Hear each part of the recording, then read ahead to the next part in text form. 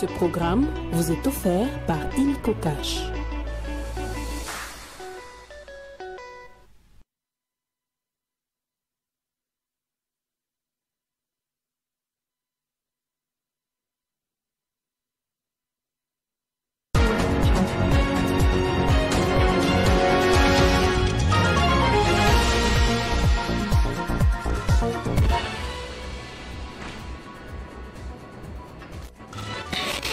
Le président de la République s'est rendu à Windhoek ce vendredi. Félix-Antoine Tshisekedi va prendre part à la cérémonie d'investiture de Netumbo Demu-Pelia, la nouvelle présidente élue de la Namibie. Plénière ce vendredi à l'Assemblée nationale et au Sénat, les deux chambres du Parlement se réunissent pour notamment adopter le projet de calendrier de la session ordinaire de mars 2025.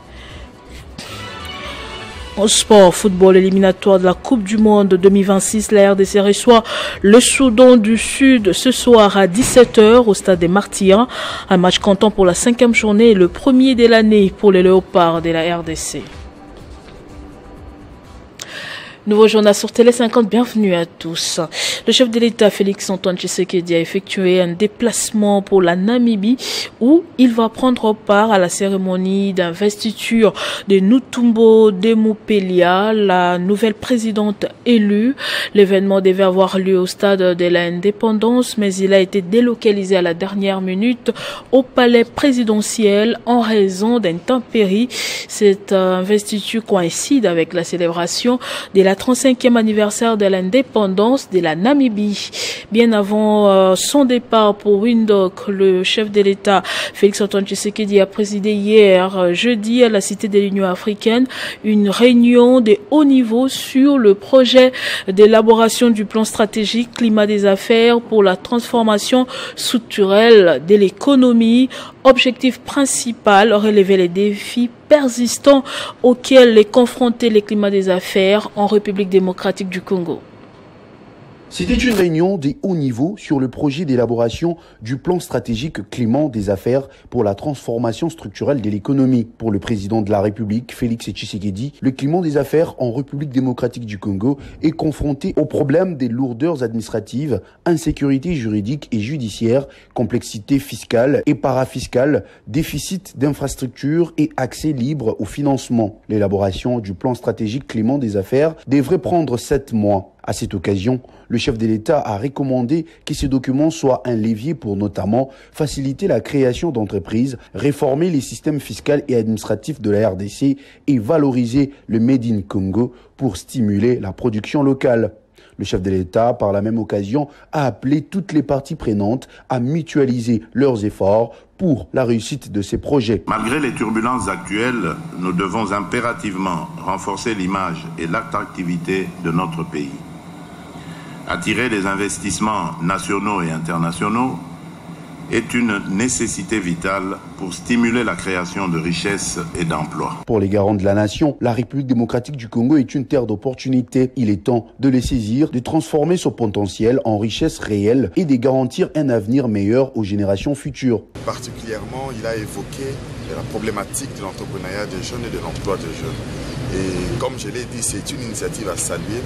Mais ce que j'aimerais, nous, de notre part, demander à ce que nous puissions maintenant, cette fois-ci, passer à l'action. Si les PME n'ont pas un moyen de leur donner le tremplin qu'il faut, on ne pouvait pas avancer. Ces assises qui ont rassemblé différents acteurs de secteurs publics et privés, ainsi que le partenaire technique et financier de la RDC, font suite à la publication des résultats de l'enquête du baromètre national du climat des affaires en 2023, qui avait révélé un score de 37 sur 100. Et puis l'Assemblée nationale se réunit en plénière ce vendredi pour examiner et adopter le projet de calendrier des travaux de la session des mars 2025, ainsi que du projet de loi portant autorisation de prorogation de l'état de siège, selon le rapporteur de la Chambre basse du Parlement, Jacques Njoli. Même exercice à la Chambre haute du Parlement. Les sénateurs seront ce vendredi en plénière pour notamment adopter le projet des calendriers de la session ordinaire de mars 2025. C'est ce qui renseigne les communiqués signés par le rapporteur adjoint du Sénat. D'après le même communiqué, 2 matières sont à l'ordre du jour. Examen et adoption du projet des calendriers des travaux de la session ordinaire de mars 2025 et la prorogation de l'état de siège sur une partie du territoire de la République démocratique du Congo. Et puis l'Angola se dit être étonné de la rencontre entre Félix-Antoine Tshisekedi et Paul Kagame à Doha au Qatar. Le chef de la diplomatie angolaise, Tete Antonio, s'étonne du fait que cette rencontre a eu lieu exactement le jour où la République démocratique du Congo a envoyé une délégation à Luanda pour la réunion avec le M23. L'Angola estime que tous les efforts pour résoudre les conflits sont les bienvenus, mais que les problèmes africains doivent avoir une résolution africaine. La rencontre entre Félix-Antoine Tshisekedi et Paul Kagame, organisée sur la médiation de l'émir du Qatar, Tamim Ben Ahmed Al Thani, continue de susciter les réactions. D'autant plus que les pourparlers entre Kinshasa et les rebelles du M23, prévus le même jour en Angola, n'ont finalement pas eu lieu. Du côté du gouvernement angolais, la situation a créé une certaine surprise. Selon Tete Antonio, le ministre des Affaires étrangères de l'Angola, bien que toute initiative visant à résoudre le conflit soit la bienvenue, il a souligné l'importance de privilégier les solutions africaines pour résoudre les problèmes du continent. Le ministre a également révélé que le président angolais João Manuel Lourenço avait exprimé sa surprise face à cette initiative qatarienne. Ces déclarations ont été faites le 20 mars 2025 à l'occasion d'une rencontre entre Tete Antonio et le président de la Commission de l'Union africaine à Luanda. Le pourparler, initialement organisé sous l'égide de l'Angola, était censé représenter une étape importante dans la recherche d'une solution politique au conflit dans l'est de la RDC. Toutefois, le M23, supplétif du Rwanda, a refusé de participer aux discussions à Luanda. Cette décision a été motivée par les sanctions de l'Union européenne visant plusieurs de ses dirigeants que le groupe considère comme un obstacle au dialogue. Du côté congolais, la délégation a bien effectué les déplacements à Luanda, confirmant ainsi son engagement dans le processus des négociations, a confirmé plusieurs sources de la présidence angolaise et congolaise. Ces rapports interviennent dans un contexte où la situation sécuritaire reste tendue dans l'est de la RDC, où les combats entre les FARDC et les rebelles du M23 se poursuivent, malgré les efforts diplomatiques pour apaiser la crise. Reste à savoir si les initiatives diplomatiques de l'Angola permettront de relancer efficacement les négociations, alors que la pression internationale pour une escalade durable continue de croître. Et les réactions sont mitigées au sujet de cette rencontre du président Tshisekedi et son homologue Paul Kagame à Doha. Pour maître Donald Kabasele, il n'y a aucune trahison de la part du président Tshisekedi qui reste constant dans sa démarche, celle de vouloir discuter directement avec Paul Kagame. Je voulais rassurer mes compatriotes congolais qu'il n'y a aucune trahison dans la démarche du président Félix Tshisekedi. Le président Félix Tshisekedi est demeuré constant et cohérent. Il l'a dit dans une de ses sorties, je cite, qu'il préférait parler avec Paul Kagame parce que ce Kagame est le problème. C'est Kagame l'acteur majeur dans ces conflits qui nous rongent il y a 3 décennies. C'est Kagame qui met de Rwandais, on va dire militaires de RDF, de l'armée rwandaise, sur terrain. C'est lui qui les arme, c'est lui qui les équipe, c'est lui qui les ravitaille et c'est lui qui commande. Vous avez vu récemment, dans les sanctions américaines, même européennes, vous avez pu voir que le responsable de l'armée rwandaise, celui de la force terrestre, le commandant de l'armée rwandaise, le chef de renseignement, vous avez vu que presque tout l'entourage de Kagame a été sanctionné parce que c'est lui le problème. Et c'est comme ça que même dans les différentes résolutions de l'ONU, je vais parler de la récente résolution, la résolution 2773, non seulement qu'il a été décidé du retrait immédiat des troupes du M23 sans condition, il a également été décrété un cessez-le-feu immédiat il y avait également une recommandation, c'était celle pour la RDC de s'ouvrir au pourparlers.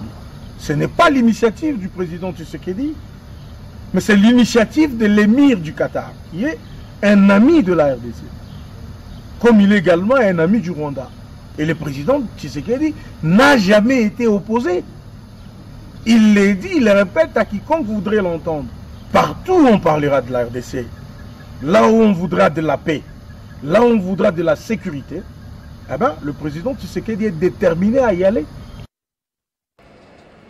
Le pacte social, la diplomatie congolaise à la croisée de chemin dans un contexte politique et géopolitique tendu, la SENCO et l'ECC, deux institutions religieuses majeures de la RDC, continuent avec leur initiative audacieuse pour instaurer un dialogue inclusif et national en rencontrant les figures politiques nationales et internationales. Après avoir rencontré le président français Emmanuel Macron, ils ont rencontré aussi les vice-premiers ministre belge. Après Paris, la délégation SENCO-ECC s'est rendue à Bruxelles où elle a été reçue par Maxime Prévost, vice-premier ministre belge. Selon les posts sur X, Prévost a qualifié cette initiative de dialogue à saisir pour renforcer la cohésion et aborder les causes profondes du conflit dans l'Est de la RDC. Cette visite s'inscrit dans une continuité historique. La Belgique, ancienne puissance coloniale, conservant des liens étroits avec la RDC et un rôle dans les efforts de paix. La SENCO et l'ECC semblent avoir cherché à élargir leur plaidoyer en Europe. Après avoir déjà rencontré Félix Tshisekedi, les représentants du M23, Paul Kagame et des figures de l'opposition congolaise exilées en Belgique, l'objectif serait de promouvoir un pacte social pour la paix, une initiative visant à réunir les parties prenantes autour d'une table des négociations. Ces visites soulignent plusieurs enjeux majeurs. Premièrement, la médiation religieuse. Face à l'échec des initiatives purement politiques ou militaires comme celle de la communauté de l'Afrique de l'Est ou de la MONUSCO, la SENCO et l'ECC s'imposent comme des acteurs crédibles, forts de leur autorité morale et de leur ancrage populaire. Deuxièmement, la pression internationale. En s'adressant à la France et à la Belgique, deux pays influents en Afrique centrale, les évêques cherchent à internationaliser la crise et à contrer les solutions extérieures au M23, notamment rwandais. Conflits internes. Ces démarches interviennent alors que des tensions émergent entre l'Église catholique et le gouvernement de Kinshasa, illustrées par des poursuites contre le cardinal Fridolin Mbongo en 2024 pour ses critiques du pouvoir. En somme, les visites de la SENCO chez Macron et le vice-premier ministre belge traduisent une stratégie d'escalade diplomatique pour sortir de l'impasse dans l'Est de la RDC. Elle reflète également les rôles croissants des leaders religieux dans un pays où les institutions politiques peinent à répondre aux défis sécuritaires et humanitaires. Toutefois, le succès de cette médiation dépendra de la volonté des puissances sollicitées à s'engager concrètement et les concessions que les belligérants seront prêts à faire. La plateforme des confessions religieuses lance une campagne pour la paix en République démocratique du Congo. Cette initiative voulue inclusive vient compléter, si pas combler, les déficits du tandem SENCO-ECC dans l'optique de contribuer à la recherche de la paix et de la cohésion nationale selon ses auteurs. Ce projet est dénommé Initiative interconfessionnelle pour la paix et la réconciliation en RDC. Il va consister en la consultation et la sensibilisation de toute la population et de tous les acteurs nationaux concernés. Quand il y a une nouvelle, ça veut dire que la première peut avoir connu des déficits. C'est pourquoi nous avons mis cette initiative intitulée Initiative interconfessionnelle pour la paix et la réconciliation.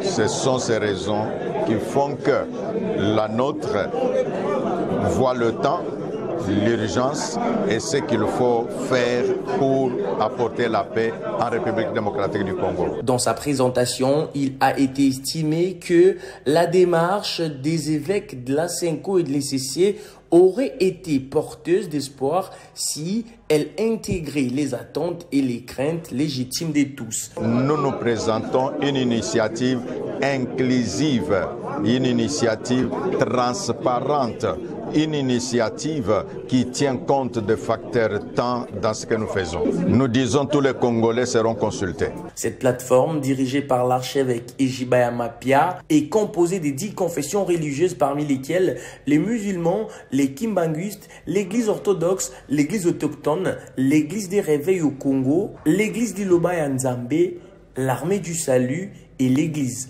anglicane.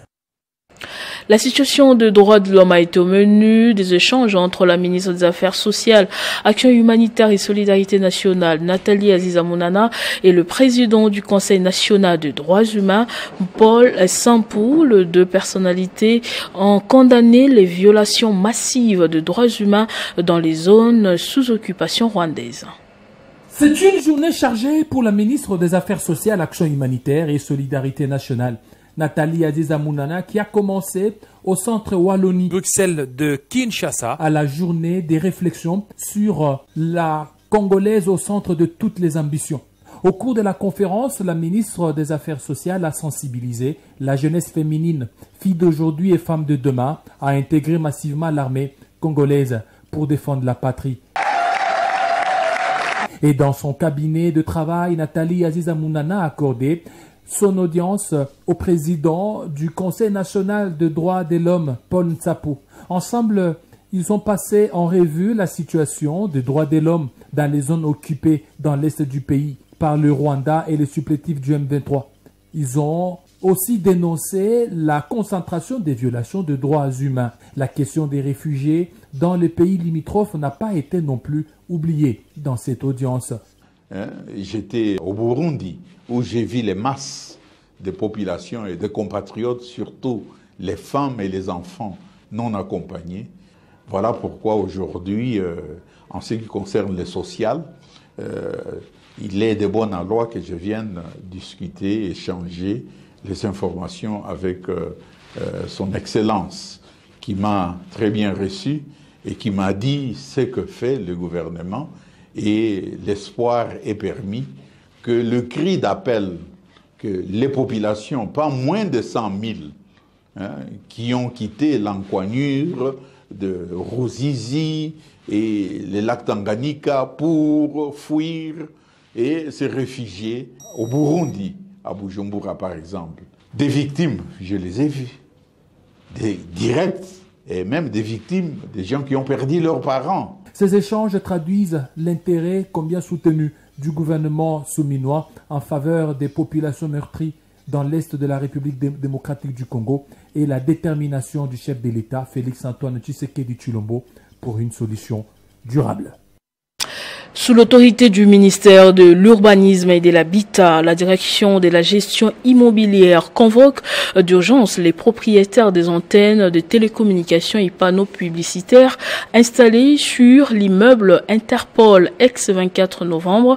Une réunion cruciale est prévue le mardi 25 mars 2025 à 11h précises au cabinet du ministre de tutelle. La présence de tous est impérative. Aux côtés des services compétents, aucune absence ne sera tolérée. Éliminatoire de la Coupe du Monde 2026, la RDC et le Soudan du Sud s'affrontent ce soir en marge de la 5e journée. Ce sera le premier match de l'année pour les Léopards de la RDC. On fait le point avec Christian Bokaya Doucouré déjà sur ce plateau. Bonjour Christian. Bonjour Nathalie, merci beaucoup. Un plaisir de vous retrouver sur ce plateau. Et on va commencer. La RDC est 3e de son groupe. Dans quel état d'esprit va-t-elle affronter les Soudans du Sud ce soir? Je pense que ce sera avec un mental requinqué, Nathalie, après avoir terminé l'année 2024 par une note négative face au Walia d'Éthiopie.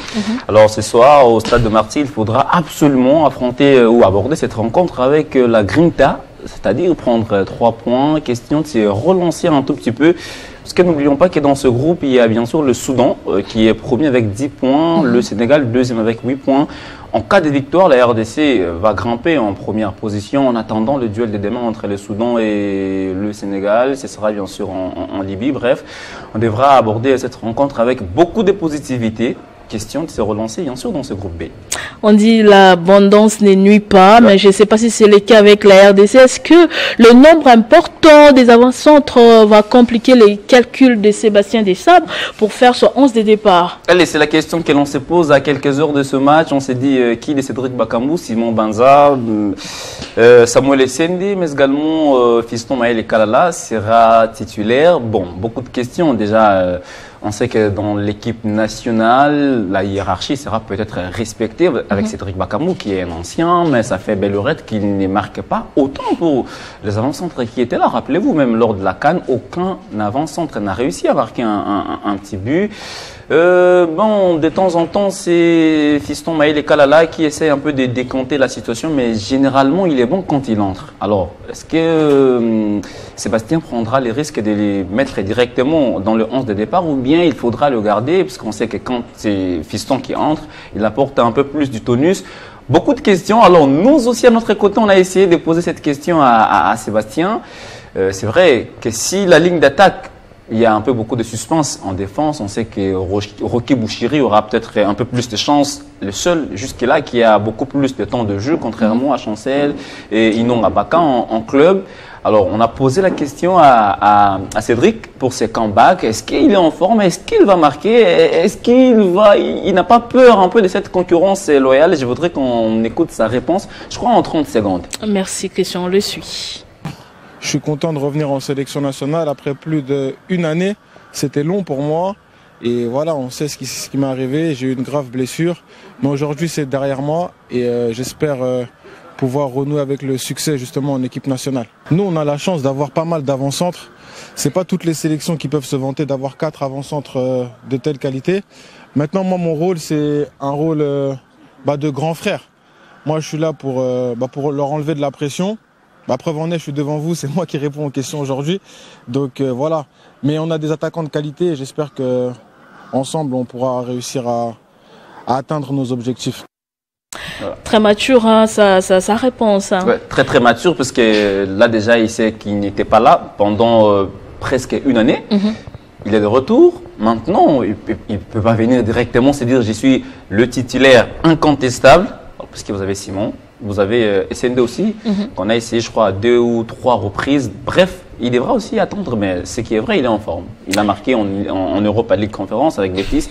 Il a marqué avant même de venir ici face à Leganés. Il a d'ailleurs provoqué un penalty. Bref, c'est un Cédric Bakambu qui a retrouvé un peu son niveau d'antan. Ah, c'est bien fait pour la RDC, mais seulement, il faut qu'il soit bien utilisé par le technicien français. Avant de vous libérer, Christian, y a-t-il quelqu'un à craindre dans l'équipe du Soudan du Sud? C'est vrai que c'est une équipe qui n'est pas trop connue sur la sphère du football continental, mais attention, la force de cette équipe repose sur le joueur qui évolue ensemble. Ça veut dire le technicien Nicolas Dupuis a réussi à refonter, je dirais, cet effectif en sélectionnant beaucoup plus de joueurs qui évoluent sur le plan national. Et n'oubliez pas qu'avec la création de la Ligue sud-soudanaise, ces joueurs-là évoluent ensemble et ils ont la chance. Contrairement à nous qui avons beaucoup de binationaux, eux ils jouent ensemble, ils se connaissent un peu. Donc ici, il n'y a pas question de parler des individualités. C'est plus le collectif qui va primer. Mais pour répondre à votre question, s'il y a quelqu'un qu'on peut craindre, moi je pense que c'est les sélectionneurs. Parce qu'il a été avec le Barea de Madagascar en 2019. Madagascar nous a éliminés, rappelez-vous. Je crois que c'était en huitième de finale, si ma mémoire ne me trahit pas, entre 8e quart de finale. C'était bien sûr après les prolongations, tir au but, c'est bien sûr Madagascar qui nous avait éliminés. Et l'homme qui était derrière ce succès, c'est bien sûr Nicolas Dupuis. Et voilà, c'est peut-être l'homme à surveiller ou à craindre de très près. Bref. Ah, lui aussi va un peu craindre Sébastien Desabre. C'est pas quand même 2019, Christian. Effectivement, c'est vrai que l'image qu'on affichait en 2019 n'est pas celle qu'on affiche depuis que Sébastien est là. C'est un match ouvert. Bref, si on veut aller à la Coupe du Monde, on ne devra pas sous-estimer les équipes et jouer tout le match comme si c'était une finale, Nathalie. On nous fait signe que ce n'est pas une émission sportive, Christian. On doit se quitter. pour moi, malheureusement. Ouais. Alors, merci Chris pour tous ces détails. C'est moi qui vous remercie, Nathalie. Autre chose, on va se rendre aux États-Unis d'Amérique. Le président Donald Trump a décidé de suspendre le ministère de l'Éducation et de mettre fin à ses fonctions. Ce dernier a signé hier jeudi un décret prévoyant à terme la fermeture du département. Selon les médias américains, certaines fonctions seraient réaffectées comme les bourses aux étudiants et des fonds aux écoles à faible revenu à travers le pays. Des explications d'Héritier Tomboa.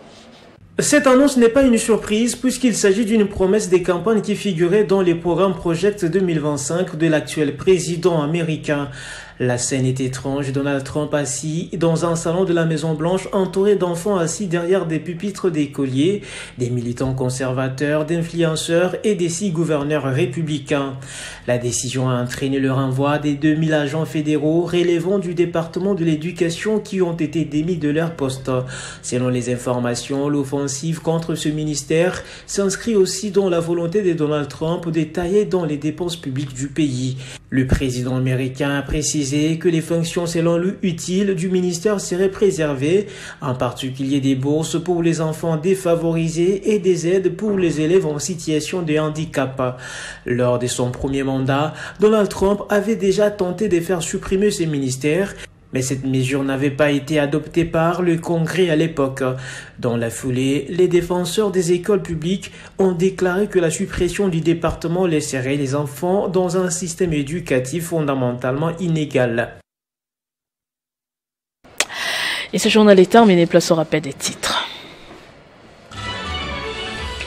Le président de la République s'est rendu à Windhoek ce vendredi. Félix-Antoine Tshisekedi va prendre part à la cérémonie d'investiture de Nutumbo Ndemu-Pelila, la nouvelle présidente élue de la Namibie.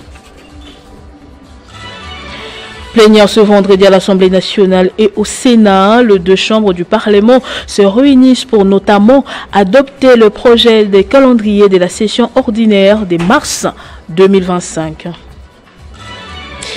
En sport, football éliminatoire de la Coupe du Monde 2026, la RDC reçoit le Soudan du Sud ce soir à 17h au Stade des Martyrs. Un match comptant pour la 5e journée et le premier de l'année pour les Léopards de la RDC. Restez avec nous tout de suite, c'est la revue de presse.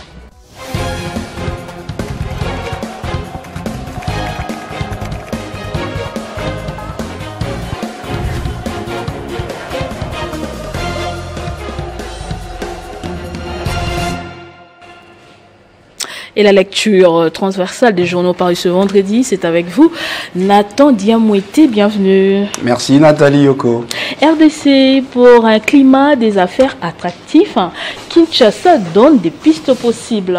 Exactement Nathalie, c'est ce que nous lisons justement à la une du journal Info 27 qui titre « Vers un climat des affaires attractif, la République démocratique du Congo trace sa feuille de route ». Ce portail rapporte qu'engagé dans une dynamique de transformation structurelle, la RDC entend se doter d'un plan stratégique climat des affaires, un cadre ambitieux destiné à lever les obstacles qui freinent l'essor du secteur privé.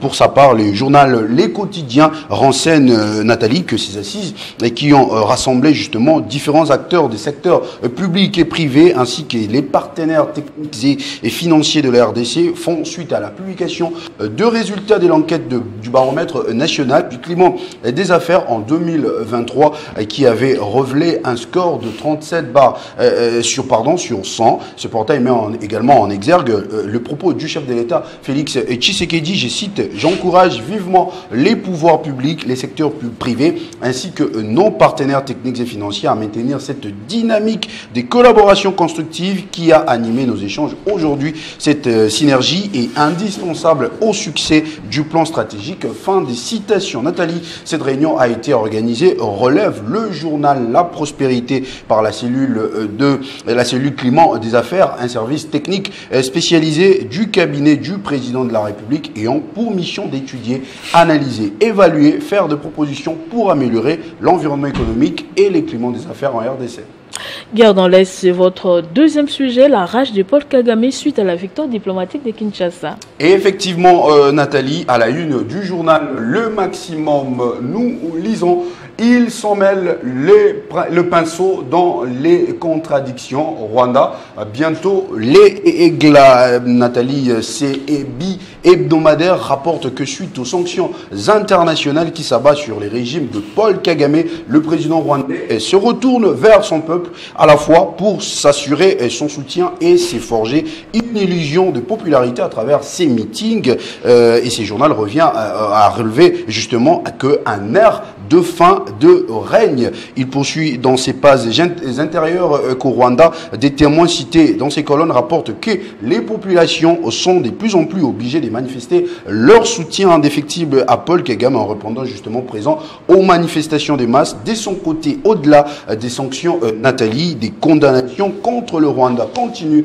C'est ce que rapporte justement le média en ligne Wise.cd en titrant sur sa une RDC, la Chine condamne l'offensive et l'occupation des terres par le M23. Ces portails informent qu'alors que la communauté internationale clame sur le respect de l'intégrité territoriale, les rebelles du M23 AFC ont fait irruption à plusieurs endroits et ont kidnappé des jeunes pour une destination inconnue, selon des sources dignes de foi de ce média en ligne, et rappelle en même temps que le président de la République, Félix Tshisekedi, a rencontré son homologue rwandais Paul Kagame à Doha au Qatar pour discuter justement sur la situation sécuritaire dans l'est du pays. Au sortir de leur réunion trilatérale, un cessez-le-feu a été décrété mais qui n'est pas respecté suite à une nouvelle offensive du M23 à Walikale. Forum des As, quant à lui, évoque l'étonnement de l'Angola après cette rencontre entre Félix Tshisekedi et Paul Kagame à Doha. Selon ce quotidien Nathalie, cette initiative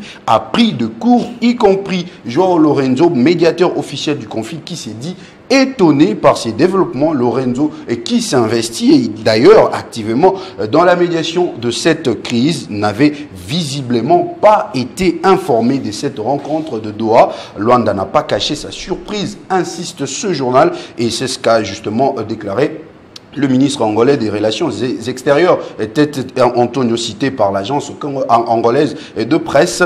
Si cette rencontre a pu être perçue comme une mise à l'écart des efforts angolais, elle a aussi un mérite, justement, c'est lui de forcer les deux parties à dialoguer. Nathan Diamouete Igwen, merci pour tous ces détails. C'est moi qui vous remercie, Nathalie. Merci également à vous de nous avoir suivis partout. L'information reste en continu et en temps réel sur votre télévision.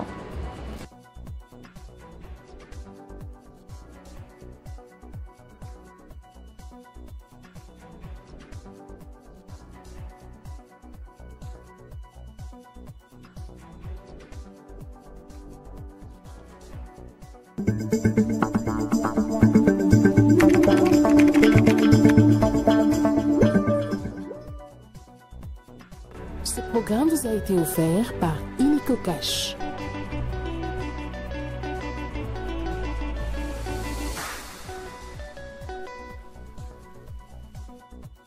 Communiqué de presse, UDPS Kibassa, nomination de Madame Isabelle Kibassa Maliba, l'UDPS Kibassa exprime sa reconnaissance au chef de l'État. L'Union pour la démocratie et les progrès sociaux, UDPS Kibassa, exprime sa profonde gratitude à son Excellence Monsieur le Président de la République, Félix Antoine Tshisekedi Tshilombo, pour la nomination de Madame Isabelle Kibassa Maliba au poste d'ambassadrice itinérante du chef de l'État. Cette décision traduit la reconnaissance d'un engagement constant et d'un parcours marqué par les dévouements au service du pays.